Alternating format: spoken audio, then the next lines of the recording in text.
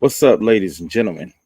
Today, I want to talk about little fires everywhere. Welcome to another quick cultural conversation with Dame Wild. It's been a minute, my people, but that's because as a journalist, it's been hard to keep up, hard to prioritize which stories to bring to you. Or by the time I craft the story, all the facts behind it has changed. This administration utilizes a strategy called flooding the field, which is a fancy way of saying that this administration says, hey, look over there, while doing something behind our backs. We've had the tariff wars that have been affecting the American people and the economy. The tariff war is so unstable because the president continues to say one number publicly to appear tough, then implementing another number behind the scenes, making it difficult for economists to truly gauge the effects of these tariff wars. Then we have the big, beautiful bill that will adversely affect the poor, the elderly, and those on the lower end of the American income. The administration was smart, though. They made this bill like a ticking time bomb. The worst parts of this bill will cut Medicare, SNAP benefits. They won't go into effect until after the midterms. So our elders and our children stand to be hurt worse by the cuts to medical benefits, food benefits, free lunches for the kids.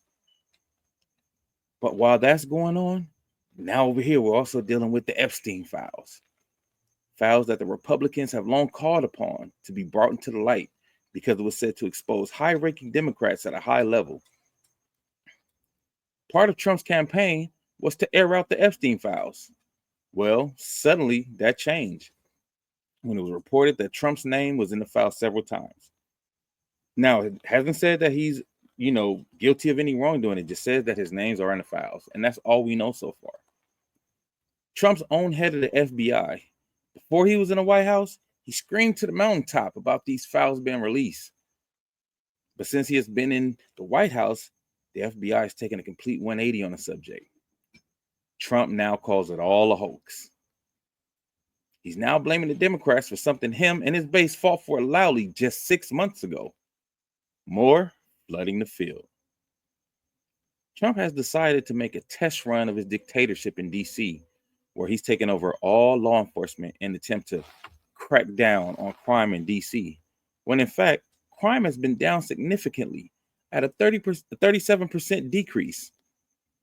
If this was truly about cracking down on crime, why wouldn't he start with the states with the top 10 highest crime rates? Probably because most of the top 10 states with the high crime rates are Republican-ran states. This administration is doing everything to test the boundaries of democracy, and it's mostly going unchecked. Then we have the President of the United States publicly calling for gerrymandering to gain more seats in Texas that will also take away voting power of many Black and Hispanic voters in those places that will be redrawn. We see a little fight coming from California, where Governor Gavin Newsom is speaking Trump's language. He's also threatening to do the same thing. So I commend Gavin for that. Finally, we see a little bit of fight from the Democrats. Somebody finally willing to jump off that moral high horse and say, look, we're going to play the same game that y'all playing. And lastly, you have Trump firing Erica McIntyre, the Department of Labor official in charge of coming up with the numbers for the job reports. Now, he claims the low job reports and numbers were rigged specifically to hurt him politically. Then he installed a MAGA loyalist that will say whatever he wants to hear. Facts be damned. Now, usually this will be like a 6 month, 8 month, a year, 2 year wrap up of the president's movements. But this has all been happening within the last month. Little fires everywhere.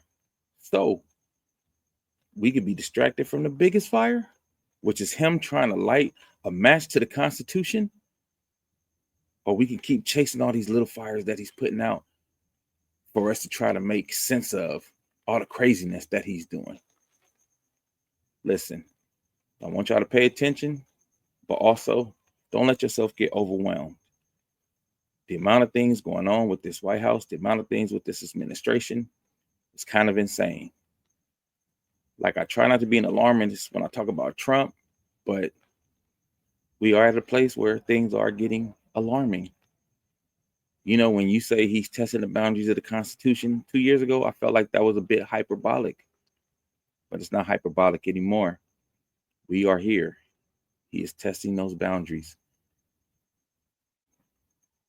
I want us to be vigilant, continue to work in your community, continue to get the word out, continue to get people ready to vote for the midterms, because that's probably the only way to overturn some of these things in the big, beautiful bill.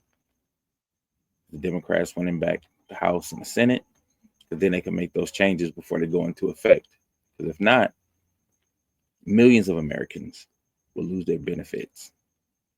Millions of young children will lose the ability to have free lunch in schools. Now, I don't know if you know, research shows that a high amount of low-income children have the biggest struggles because they just come to school hungry. Hard to pay attention in class when your stomach is growling.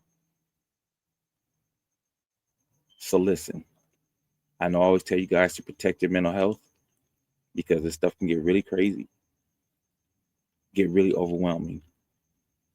I want you to continue to do that, but also I want you to continue to be vigilant and continue to make moves. Continue to talk to people. Continue to spread the word of what's going on. Let people understand about what's going on with flooding the field. Let people understand what's going on with the tactics that this White House is using. It started out going after Hispanics and Latinos, but you know, this new thing taking over law enforcement, you know who they're coming after next? Us, the Black folks. So be ready, be prepared. I've been saying from the beginning, you know, if they're going after Latinos, we're next. And I think he just found his way to try to get to us next. This has been another quick cultural conversation. Stay safe, my people. Stay dangerous. Until next time.